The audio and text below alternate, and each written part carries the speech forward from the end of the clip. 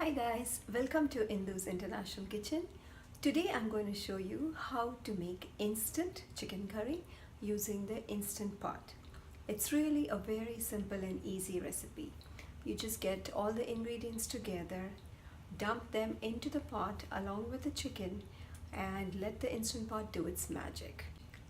So let's get started. So I have here about 2 pounds of chicken pieces, including some bone pieces. Then I have 2 medium onions, thinly sliced. Then I have ginger, garlic, green chili, and curry leaves.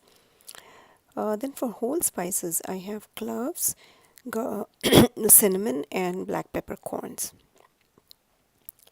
Then here I have all the spice powders that we'll be using. That is coriander, red chili, turmeric, and garam masala. And I'm going to start by just adding all the onions into the thing. Basically, as I said, we're just going to put all the ingredients together into the pot and then, set it to pressure cook. And you can actually also do this in a regular pot if you do not have an instant pot. You can also do it in the same way in a normal regular cooking pot. Only thing is that you will have to periodically open it and stir it. And you have to cook it for longer than what I'm going to suggest here. But yep, you can do that as well. And here I have coconut pieces or coconut slices. So you can use fresh coconut pieces or frozen coconut slices, which is what I'm using here, as you can see. And I just thaw it for like 30 seconds in the microwave before using it. And next we also have coconut oil that we'll be using, and as you can see I have melted it in the microwave so that it's liquidy, and just pour all of that into the pot. And next I also have chopped up some potatoes. Now potatoes are optional in this. I just love chicken curry with potatoes. I'm not sure what I like more, the chicken pieces or the potatoes. So it's your choice though. And actually that reminds me, you could also add tomatoes. So which I have included in my recipe in my blog. Um, I used to add them before, but now since I am nightshade free, I stay away from tomatoes. But you could add that too. But let me tell you, even without the tomatoes, this curry tastes fabulous. So it doesn't really matter, but tomatoes will give it some additional burst of tangy kind of flavor, so you can do that.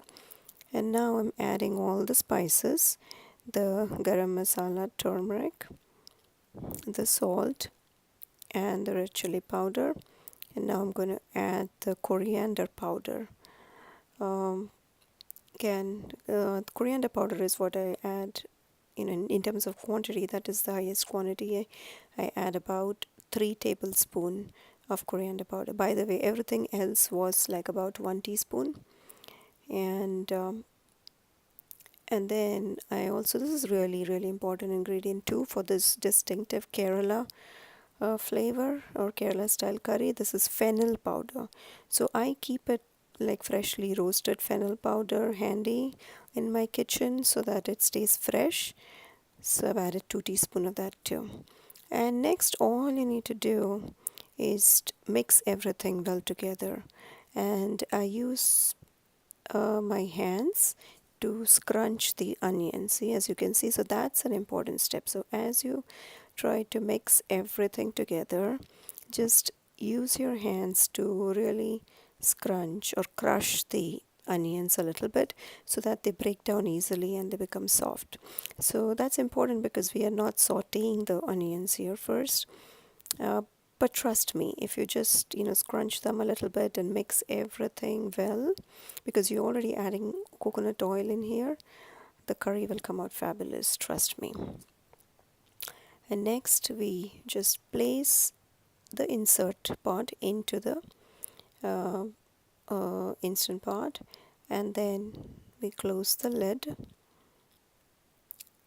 as we normally do. Now you have to make sure that the valve is in the sealing position, that's where, and then you can see yeah, you can see how I'm going to set the time. So here in your pot, you press the pressure cook button, which is on the right bottom, and and then change the setting by either using the minus or the plus sign to bring it to 15 minutes.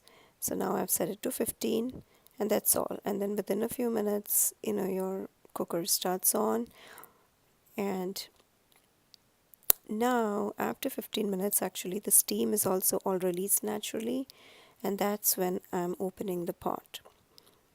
So make sure that the valve has come down before you open the pot. And see, your chicken curry is ready. You can see everything is well mixed, and actually look at how much water is generated in the curry itself. We did not add any extra, we did not add any water at all, right? But see, the curry will still be good because the chicken lets out water and the onions let out water, and therefore this curry tastes so good because it's all the chicken broth and the onions in it. So flavorful. Hope you like it. By the way, if you happen to use boneless chicken pieces, you can reduce the pressure cooking time to 10 minutes.